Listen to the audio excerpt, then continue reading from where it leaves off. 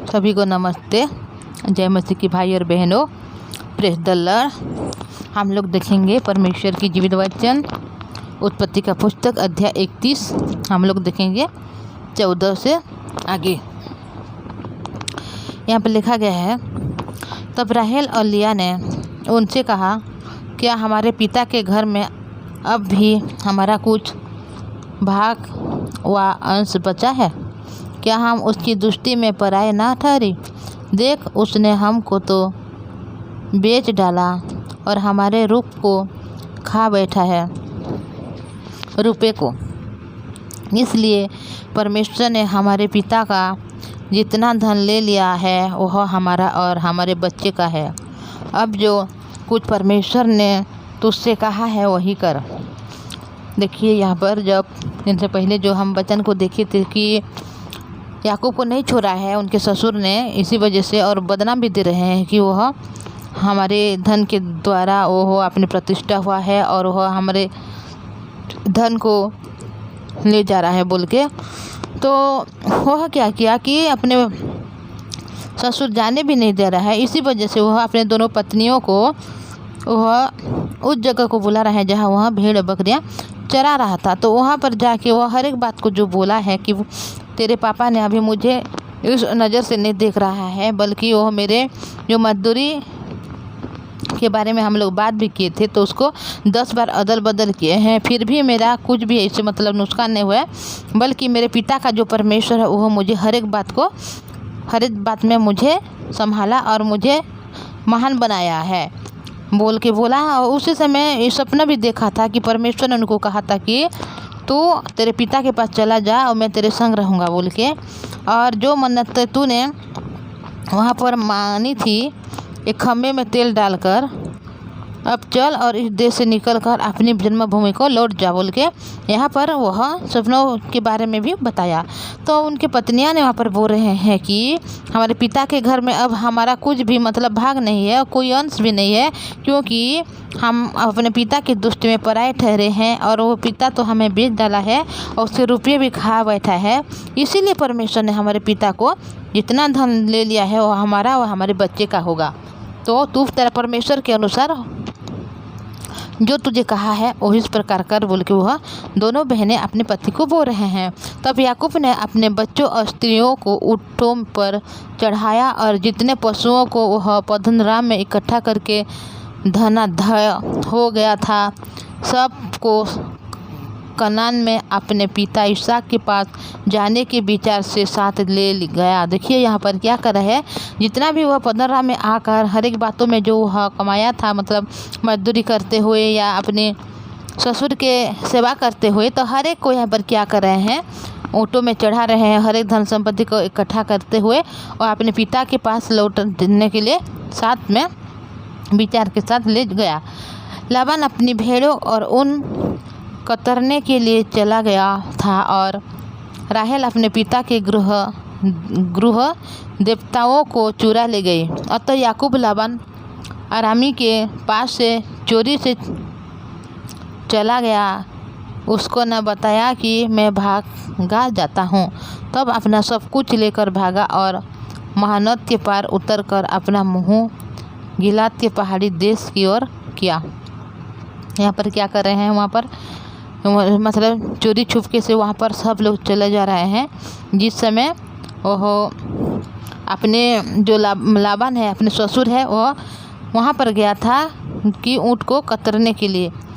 तो उसी समय उन लोग सुजोग देख के वहाँ पर सब लोग चला गया। तो वहाँ के बीच में क्या हो गया है यहाँ पर कि जो राहेल है, छोटी बेटी, वो क्या कर रहा है, अपने पिता के गृह देवताओं को भी चुरा के अपने साथ को ले जा रहा है।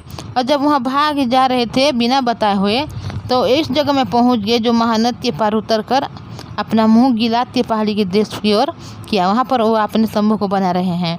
और यहाँ पर क्या हुआ, तीसरे दिन लाबान को समाचार मिला कि याकूब ने भागा है, इसलिए उसने अपने भाइयों के साथ लेकर उसका 7 दिन तक पीछा कर रहे हैं। देखिए यहाँ पर याकूब ने जब अपने परिवार को, अपनी संपत्ति को लेकर चला गया, उसकी दौरान क्या हो गया कि राहेल भी एक गलती की है। यहाँ पर अपने पिता के गृह देवताओं को क्या कर रहे हैं, अपने साथ चोरी करके ले गया है। और जब लाबान को तीसरे दिन में पता चल रहा है कि याकूब ने भाग गया है, तो वो अपने भाइयों समेत क्या कर रहा है, उनके पीछा कर रहे हैं। तो 7 दिन लग रहा है और गिलाद के पहाड़ी देश में उसको जा पकड़ा और 7 दिन के बाद उन लोगों ने याकूब को पकड़ रहे हैं। परंतु परमेश्वर ने रात को सपना में आरामी लाबान के पास आकर कहा, सावधान रह, तू याकूब से ना तो भला कहना और ना बुरा। देखिए, जब उन लोग पीछा भी कर रहे हैं, हो सकता था उन लोगों को मतलब ज़्यादा से ज़्यादा झगड़ा होने वाला था या मारपीट होने वाला था, कुछ तो होने वाला था, जिस कारण से परमेश्वर ने अभी सपने के द्वारा यहाँ पर लाबान को बोल रहे हैं कि तू उसके ना भला बोलना या ना बुरा बोलना बोल के। तो और लाबान याकूब के पास पहुंच गया। याकूब अपना तंबू गिलाद नामक पहाड़ी देश में खड़ा किया था और लाबान ने भी अपने भाइयों के साथ अपना तंबू उसी पहाड़ी के देश में खड़ा किया। देखिए, जहां पर उन लोग चले गए थे उस जगह में वह अपने भाइयों के साथ लाबान भी उस जगह में अपने तंबू को खड़ा कर रहे हैं।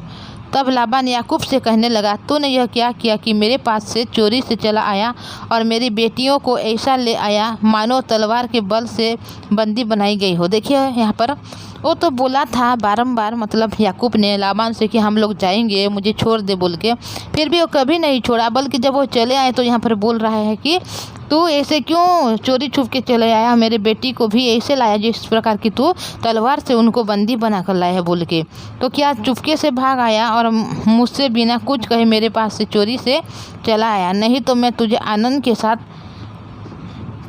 मृदंग और बीना बजवाते और गीत गवाते विदा करता। देखिए, अगर तू मुझे बोलता तो मैं मृदंग और बीना बजाते और गीत गवा कर मैं क्या करती, तुझे विदा करती बोल के यहाँ पर बोल रहा है। तूने तो मुझे अपने बेटे बेटियाँ को चूमने तक नहीं दिया, तूने तो मूर्खता की है। तुम लोगों की हानि करने की शक्ति मेरे हाथ में तो है, पर तुम्हारे पिता के परमेश्वर ने मुझसे बीती हुई रात में कहा, सावधान रह, याकूब से ना भला कहना और ना बुरा। देखिए, यहाँ पर वो मानना चाहता है, झगड़ना चाहता है और सब कुछ करना चाहता है, उसके ताकत भी है, बल भी है, पर वो किसको डर रहा है? परमेश्वर को डर रहा है। क्योंकि परमेश्वर ने उनको बीती रात से उसको सपनों के द्वारा बोला था कि ना तू कभी याकूब को भला बोलना है ना बुरा बोलना, और सावधान रहना बोल के यहाँ पर बोला है। बोल के वह याकूब से अपनी मामा या अपनी ससुर ने बातचीत को कर रहे हैं।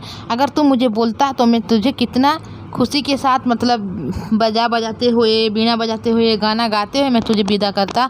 तो मेरी बेटियों को मुझे चूमने भी नहीं दिया और ऐसे मेरे बेटी को चुरा के ले आया है जैसे कि तलवार के बल से बंदी करके लाते हैं। ऐसे बोल बोल के वह अपने दामन को वह शिकायत कर रहा है। तो वो मारपीट भी हो सकते थे और कुछ मतलब लड़ाई झगड़ा भी हो सकते थे उन लोगों में से, पर यहाँ पर परमेश्वर ने पहले से सपनों के द्वारा उनको सावधान कर चुका है, जिस वजह से अभी लाबान कुछ भी नहीं बोल रहा है, बल्कि तेरे परमेश्वर ने मुझे सावधान किया है बोल के यहाँ पर पहले से बोल चुका है। तो हम लोग हर एक बात को देखेंगे भाई और बहनों कि दोनों जब साथ में हैं, अभी बातचीत कर रहे हैं, तो उनके आगे क्या हो गया। और जो उनके गृह देवता है उनको चुरा के भी ले आया है राहेल, तो क्या उस बात को लाबान जानता है? और अगर जानता है तो वो क्या कहेगा, क्या याकूब को दोषी ठहराएगा? हर एक बात को हम लोग धीरे धीरे करके जानेंगे। तो मैं इतना बोलूँगी। तो आइए हम लोग, मैं आपको भी रिक्वेस्ट करना चाहूँगी इस चैनल के लिए भाई और बहनों, आप थोड़ा सा नई है तो चैनल को आप सब्सक्राइब कीजिए, लाइक और शेयर कीजिए, ताकि जब बच्चन अपलोड होगी तो आप सबसे पहले सुनने को पाएंगे। तो आइए हम प्रार्थना को करेंगे। धन्यवाद पवित्र परमेश्वर पिताजी, धन्यवाद करती हूँ आपकी दया करुणा के लिए प्रभु जी। हाँ पिता परमेश्वर, अभी जो याकूब ने अपने फैमिली को लेकर वहाँ से चला जा रहा है, अपने जो धन संपत्ति, गड्ढे, ऊँट को, हर एक भेड़ बकरियाँ को लेकर, तो उसी समय पवित्र परमेश्वर पिताजी उनको पीछा भी कर रहे हैं उनके ससुर, पर उनका कोई भी बिगाड़ नहीं सकता, क्योंकि परमेश्वर आप उनके संग हैं। पिता परमेश्वर जी, आप उसको चेतावनी दे रहे हैं कि उसको ना भला बोलना ना बुरा बोलना बोल के प्रभु। उसी प्रकार प्रभु हमारे जीवन में भी हम ऐसे समय आता है प्रभु जी, जो हमें पिता लोग क्रोध करते हैं, विरोध करते हैं, झगड़ा करना चाहते हैं प्रभु, पर पिता परमेश्वर आप हमारे मदद सहायता हमेशा किया है प्रभु, इसलिए धन्यवाद करते हूँ। हमारे भाई और बहन के जीवन में ऐसा घटी होगी प्रभु, पर आप उनके संग साथ हमेशा रहना प्रभु जी, उनके हर काम में आप सफल कीजिए प्रभु जी। उनके जो दुश्मनी में है किसी के साथ प्रभु जी, उन दुश्मनी को भी तो आप ही ख़त्म कीजिए प्रभु। किसी के साथ कोई बैर है प्रभु, उस बैर को आप निकाल दीजिए प्रभु जी। उनको आशीष अनुग्रह में भरपूर कीजिए प्रभु जी, ताकि हर एक दिन आपकी जीवित वचन को केवल सुनने वाले बने।